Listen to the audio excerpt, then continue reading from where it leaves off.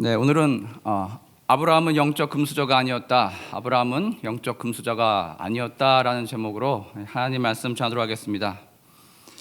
여러분, 금수저라는 표현을 들으면 어떤 생각이 드십니까? 아마도 그 의미는 부족함이 없고 결핍이 없고 모든 것이 다 채워진 그런 뜻으로 아마 다가오실 것 같습니다. 아브라함은 믿음의 조상으로 갈대아 우르 땅에서 하나님의 부르심을 받게 됩니다. 이후 가나안 땅, 하나님이 약속하신 땅으로 이동하게 됩니다. 이 과정 가운데 아브라함을 그저 영적인 금수저로 시시때때로 임한 하나님의 모든 축복과 은혜와 공급을 다 받아 누려서 가나안 땅에 평안하게 성공적으로 정착해서 살아갔던, 우리가 보기에 너무나 부러운 인생으로 그렇게 생각하실지도 모르겠습니다. 근데 요즘 아침에 NLT 영어 성경을 통해서 창세기를 보고 있는데요, 아브라함에 대해서 이야기할 때 특히 우리의 눈을 사로잡는 표현이 자주 등장하게 됩니다. 그 단어는 바로 stranger, foreigner라고 하는, 즉 이방인, 외국인이란 어찌 보면 조금 외롭고 쓸쓸하게 들리는 그런 바로 그 단어입니다. 이 표현이 자주 가나안 땅에 입성한 아브라함을 묘사할 때 반복적으로 그에 대해서 쓰이고 있습니다. 이 편에서 여러분, 우리가 유추해 볼 수 있는 게 무엇이겠습니까? 아브라함의 가나안 땅 그 삶은 결코 그렇게 녹록지 않았다는 것입니다. 지금도 그렇지만 타국의 이민자로 가서 살게 되면 그 사회에서 갑자기 그 이민자는 슈퍼 을이 됩니다.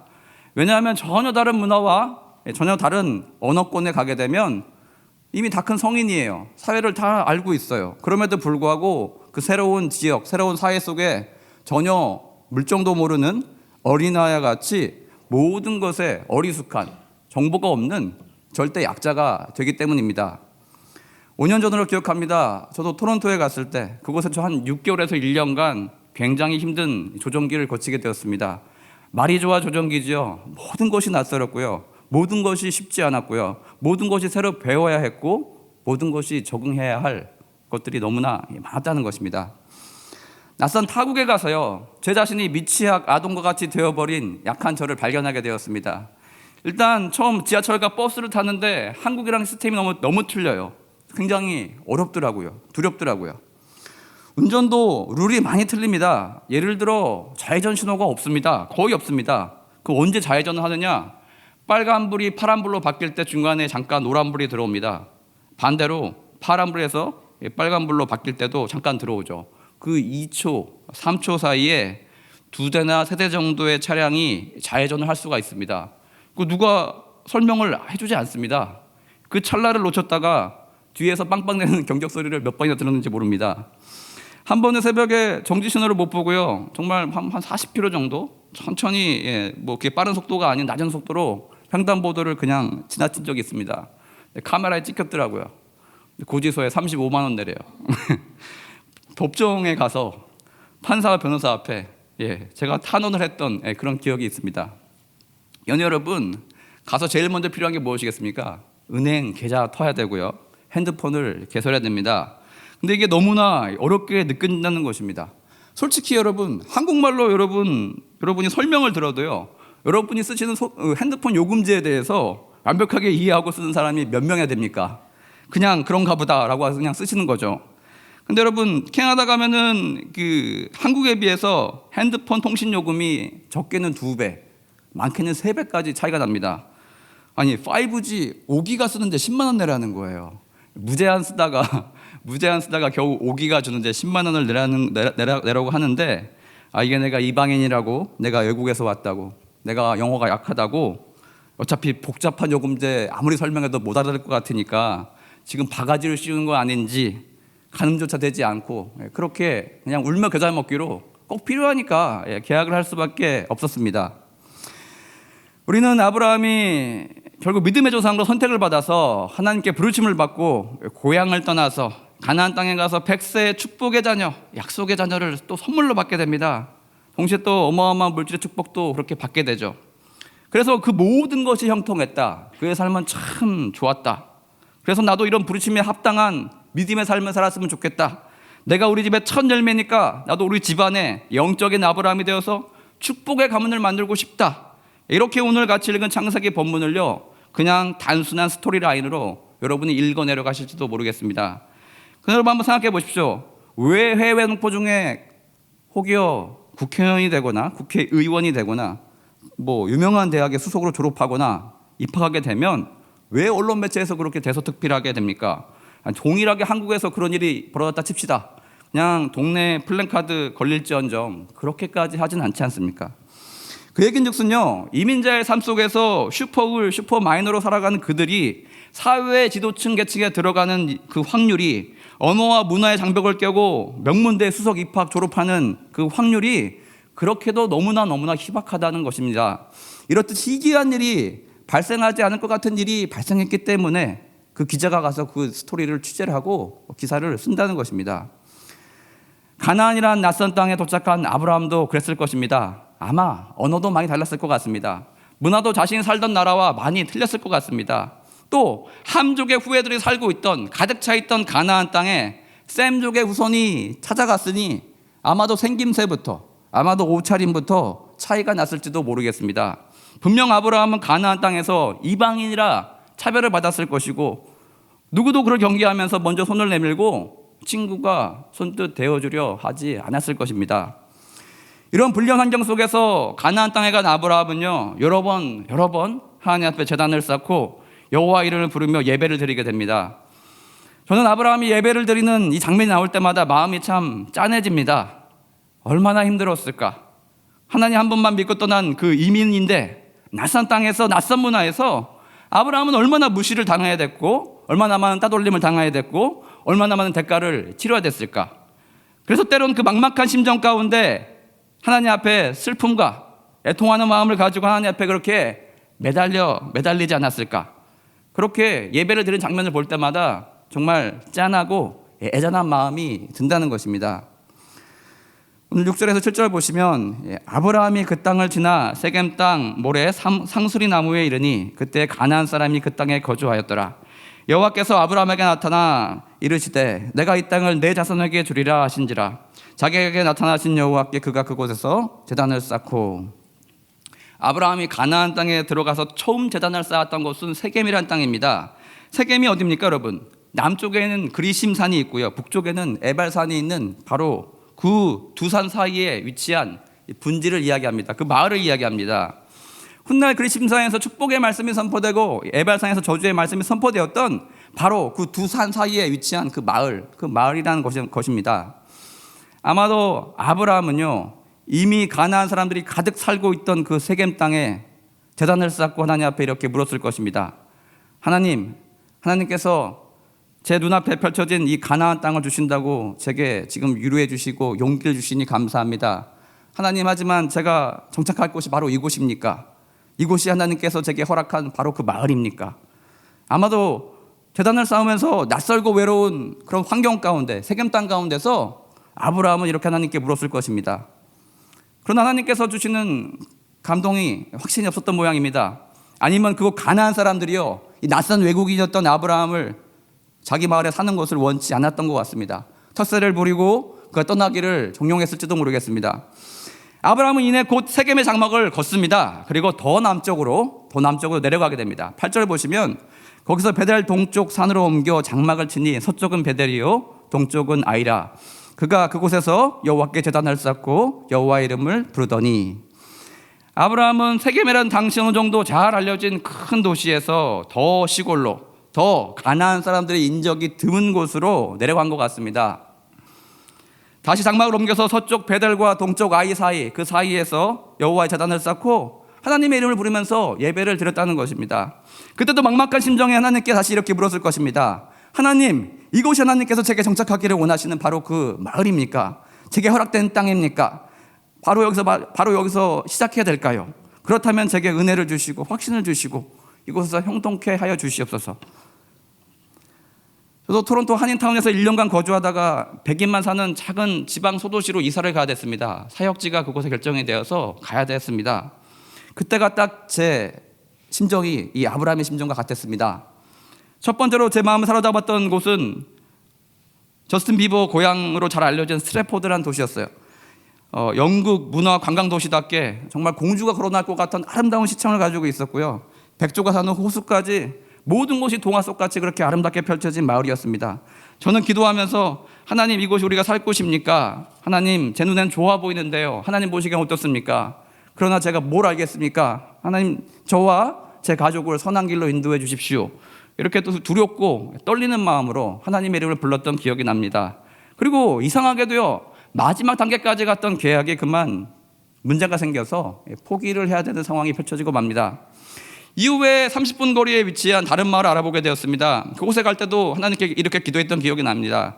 하나님, 이곳이 우리가 살게 될 곳이라면 마음 가운데 평안을 주십시오. 하나님이 허락한 곳이라면 많은 신앙의 친구들을 만나게 하시고, 또한 백인 마을에 가야 되는데 부디 인종차별이 없는 좋은 이웃들을 많이 만날 수 있게 주님 도와주세요 라고 기도했던 기억이 납니다. 기도하던 중에 마음에 평안과 확신이 와서요, 우드스톡이란 98% 백인만 사는 그런 도시에 아무런 레퍼런스 듣지 않고 그냥 용감하게 이사를 가게 됩니다. 그리고 나서 나중에 알게 되었어요. 그 마을이 우리 대만에 가면 단수리 스타벅스 앞에 있는 동상, 대만 최초의 선교사님이 살았던 그 마을이었다는 걸, 그 고향이었다는 것을 맥기 선교사님의 고향이었던 사실을 나중에 알게 됩니다. 우연히 만났던 피자 배달하시던 50대 한국인 아저씨께서 제게 이렇게 말씀하시더라고요. 이곳에 15년 살았는데 주변에 보면 유일하게 이 지역만 인종차별의 나쁜 물이 배지 않았대요. 유독 이 도시 사람들만 아주 이민자들에게 착하고 우호적이고 친절하게 대해준다라는 것을 들었던 기억이 납니다.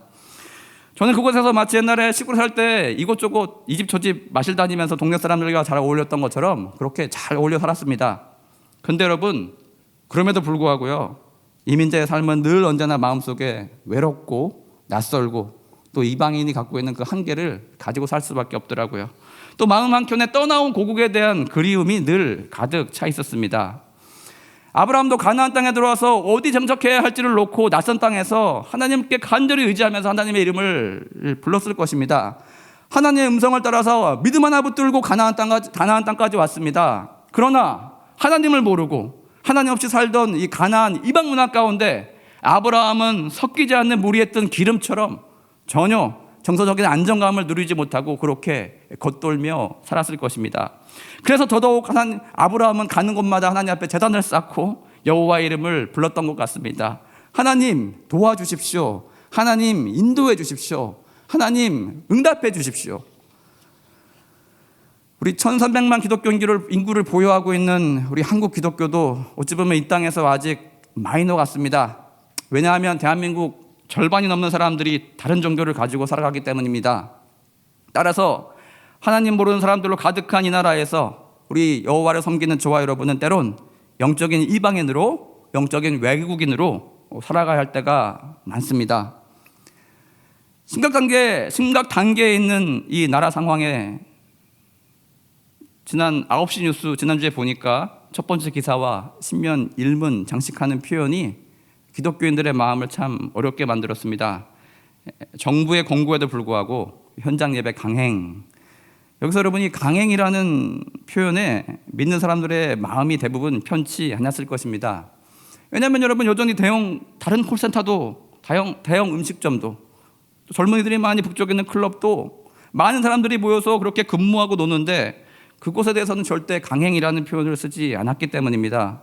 또 단속도 교회같이 대대적으로 그렇게 하지 않았기 때문입니다.